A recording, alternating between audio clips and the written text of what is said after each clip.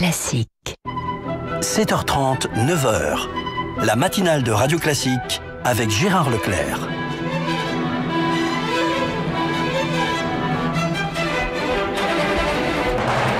L'invité politique sur Radio Classique et LCI.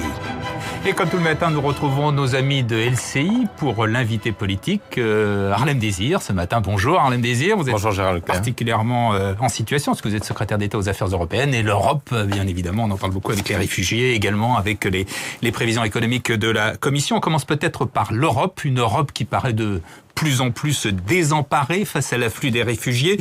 2 millions sont attendus cette année et Bruxelles disait hier qu'il y en aurait 3 millions dans les 3 années qui viennent.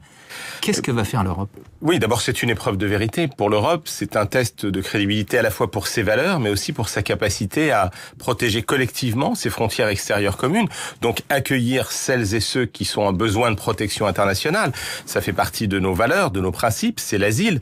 Mais en même temps, pour cela, lutter contre les filières de l'immigration clandestine, faire en sorte que soient mis en place aux frontières ces centres d'enregistrement et d'accueil qui s'appellent les hotspots, en Grèce en particulier, mais aussi en Italie, pour que précisément on fasse la distinction entre ceux qui relèvent de l'asile et ceux qui n'en relèvent pas. Pour cela, il faut que des moyens plus importants soient donnés aux agences comme Frontex, qui est l'agence européenne de contrôle des frontières. On peut pas dire à la Grèce ou à l'Italie, vous vous occupez tout seul de gérer ce problème. Ceux qui ne relèvent pas de l'asile, il faut qu'ils puissent être l'objet de mesures de retour dans leur pays d'origine ou dans les pays de transit. Donc il faut pour ça mettre en place des politiques de coopération avec les pays tiers, avec la Turquie, avec les pays d'Afrique. Donc c'est une politique globale et c'est une politique qui doit être mise en œuvre avec beaucoup de résolutions maintenant. Mais vous avez raison, les chiffres sont phénoménaux. J'étais en Allemagne, on s'attend à 800 000 à 1 million de migrants en plus cette année. La Commission a parlé de 3 millions sur les 3 prochaines années parce qu'elle pense que le flux va continuer l'an prochain.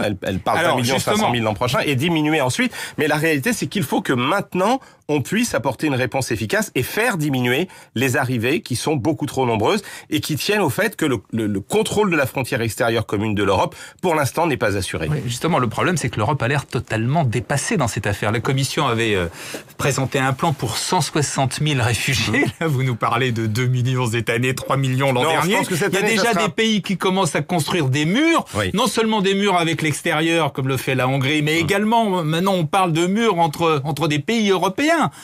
C'est terrible. La réponse, ça peut pas être des murs, ça peut pas être l'addition de 28 réponses. C'est ce qui se passe pourtant. Oui, évidemment, mais je pense que les pays qui ont fait ça, et il y en a un en particulier qui pourtant est un pays qui s'est battu pour abattre le rideau de fer, pour abattre le mur, la Hongrie, qui séparait l'Europe il y a 25 ans et qui empêchait aux citoyens de ce pays. On a quand même le sentiment que l'Europe est impuissante, qu'elle a rien prévu, qu'elle a rien organisé, qu'elle est totalement dépassée, que chacun fait ce qu'il veut, c'est le chacun pour soi. Mais c'est pourquoi le président de la République, avec la chancelière d'Allemagne, d'ailleurs, a demandé dans les conseils européens, il s'est adressé d'abord par une lettre dès le mois de septembre, d'une façon très solennelle, au président de la Commission européenne, Jean-Claude Juncker, au président du Conseil européen, Donald Tusk, pour demander qu'il y ait une approche européenne. Cette approche, elle a une dimension qui est... D'abord, c'est une approche de solidarité. Il y a une dimension qui est la répartition solidaire de ceux qui arrivent dans les pays de première entrée. Je parlais de la Grèce, de l'Italie. Sauf qu'il y a beaucoup de pays qui veulent pas, justement. Qui disent, non, on n'en veut pas. Ils ne le voulaient pas, pour un certain nombre d'entre eux. Il y a eu une décision. Elle est devenue la position officielle de l'Europe. C'est-à-dire, c'est une décision... Elle va être appliquée. Et tout le monde va accueillir... Elle va être appliquée. Elle porte sur 160 000 réfugiés. Ils seront 2 millions cette année. C'est vrai, vous avez raison, ça ne règle pas le problème de ceux qui sont déjà là. Ça concerne ceux qui arrivent en ce moment dans ces pays, la Grèce et l'Italie, parce que ils ne viennent pas en Grèce ou en Italie, ils viennent en Europe. Et donc, nous demandons à la Grèce et à l'Italie de mettre en place ces centres d'enregistrement, donc de ne pas laisser rentrer n'importe qui, de faire en sorte qu'il y ait une distinction qui soit faite, mais ils nous disent...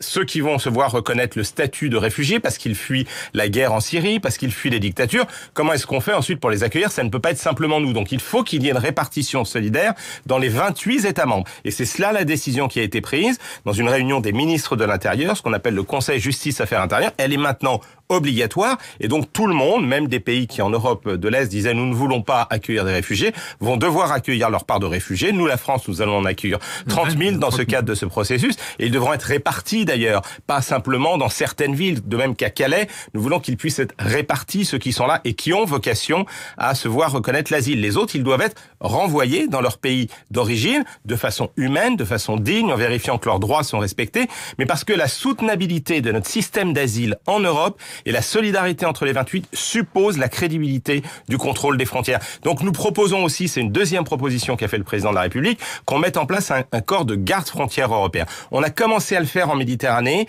dans l'opération de lutte contre les passeurs et de secours de ceux qui sont en danger. C'est ce qu'on appelle l'opération Sophia ou EUNAVFOR Med. Il y a des bateaux de la marine française avec des bateaux d'autres marines parce que sinon les Italiens tout seuls ne pouvaient pas faire face. Mais aujourd'hui, je crois qu'il faut aller beaucoup plus loin. Et déjà, nous allons envoyer plusieurs policiers de la police de l'air et des frontières en Grèce, mais aussi en Slovénie, qui est un des pays des Balkans qui est confronté à ces migrations importantes. Et il faut que nous organisions l'agence Frontex de telle sorte qu'elle soit beaucoup plus à même de contrôler la frontière, notamment avec la Grèce. Puis il y a la question de la relation avec la Turquie, parce que une grande partie de ces migrations illégales tiennent au fait qu'en Turquie, la lutte contre ces filières n'a pas été suffisamment efficace. Donner 3 milliards à la Turquie pour qu'ils organisent ça chez eux et qu'ils évitent éventuellement que les réfugiés arrivent en Europe. Du financement pour la Turquie, c'est qu'ils accueillent 2 millions de réfugiés syriens. Et de même qu'en Jordanie, au Liban, il ne faut pas parler que de la Turquie. Le Haut Commissariat aux réfugiés a été à un moment à court de moyens,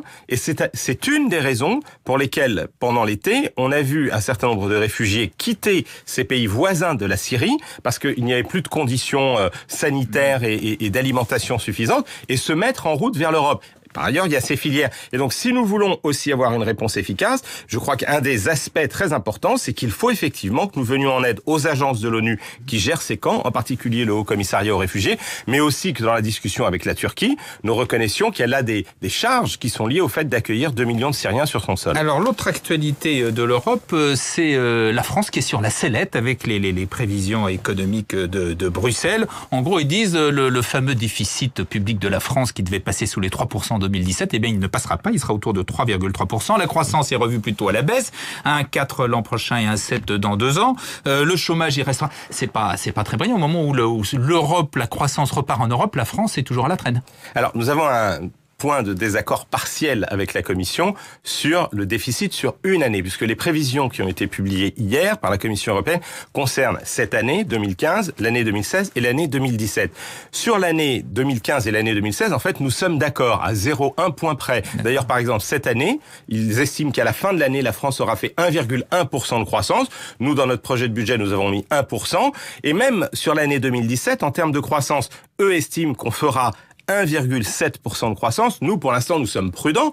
Nous disons, nous sommes sur le rythme d'aller à 1,5% de croissance. Mais c'est vrai que sur les déficits, ils pensent que nous ne réduirons pas autant que nous l'avons prévu les déficits, puisqu'ils disent que nous ferons 3,3 en 2017. Nous pensons que nous ferons 2,7 parce qu'ils n'intègrent pas un certain nombre de mesures d'économie, de dépenses, qui sont dans notre programme pluriannuel. Et donc, nous sommes dans une discussion avec la Commission. Le gouvernement maintient ses prévisions, notamment pour le déficit. Voilà, la France respectera ses engagements en matière de réduction des déficits. La Commission est déjà d'accord avec nous pour constater que ce sera le cas cette année et l'année prochaine. Pour le déficit, cette année, ils disent que nous ferons 3,8, comme nous nous y sommes engagés. Pour l'année prochaine, nous disons 3,3, ils disent 3,4. Enfin bon, voilà, on a 0,1% près. On va, je pense, trouver un accord.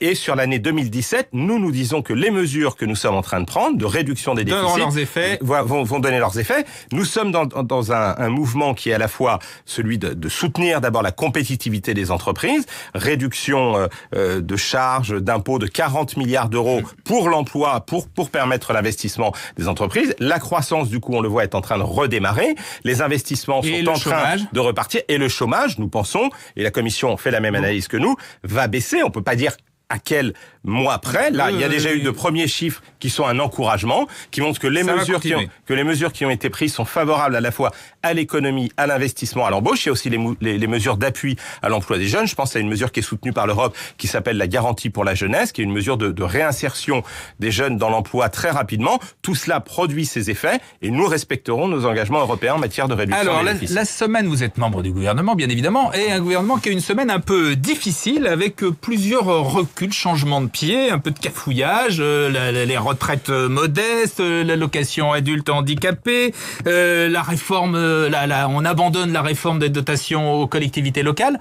ça fait pas très. Non, vous faites allusion à plusieurs décisions qui étaient en contradiction avec ce qui avait été annoncé. Simplement de prendre en compte un débat avec les parlementaires, et notamment sur une mesure qui était la demi-part des veuves, qui est une mesure qui date de 2008, mais qui avait un effet sur le niveau de la fiscalité locale pour des ménages qui risquaient de ne plus être exonérés de taxes d'habitation. On a bien compris, mais on s'en est rendu compte au dernier moment, quoi. Bah ouais, mais nous assumons le fait que nous corrigeons des effets qui sont induits par des décisions qui avaient été prises par nos prédécesseurs quand ils vont à l'encontre d'un objectif général que nous nous sommes fixés, qui est la baisse des prélèvements et des impôts sur les ménages. Vous savez qu'il y a 9 millions de ménages qui vont bénéficier d'une baisse, qui ont commencé à bénéficier d'une baisse de l'impôt sur le revenu. C'est vrai que les impôts avaient beaucoup augmenté à partir de 2010. Ils avaient augmenté autant d'ailleurs. Beaucoup après 2012. Et de la même ampleur, trop. Cela a été vraiment un problème pour beaucoup de ménages. Cela aussi n'est pas favorable pour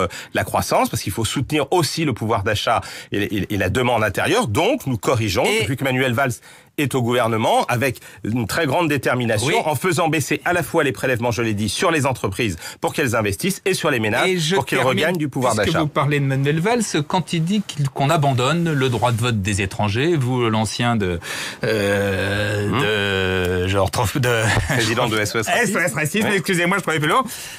Qu'est-ce que vous en dites? Qu'il a tenu un langage de vérité. Il a dit qu'aujourd'hui, nous ne sommes pas en mesure de faire passer une réforme qui supposerait une modification de la Constitution. J'ai bien compris, mais lui va plus loin. Il dit ce sera plus, ça figurera dans le programme après. Il dit ça ne peut pas être une priorité, parce que si on veut réformer la Constitution, très brièvement, vous savez, il y a 2 voies. Par le Congrès, il faut une majorité des 3/5 dont la gauche ne dispose pas, ou par un référendum. Et vous imaginez ce que serait aujourd'hui un référendum sur la question de l'immigration, et je pense que ça ne serait pas favorable à faire avancer des idées d'ouverture et de tolérance, vu la façon dont un certain nombre de forces politiques instrumentalisent cette question. Donc, aujourd'hui, il répond, la bonne façon de traiter la question de la citoyenneté, c'est la naturalisation, c'est l'égalité des droits, c'est la lutte contre les ghettoisations, et je pense que c'est effectivement la réponse à laquelle il faut que nous nous attelions. Merci Harlem Désir, nos amis de LCI, retrouvez LCI, et nous restons sur Radio Classique avec le journal de Sophie Palline dans un instant.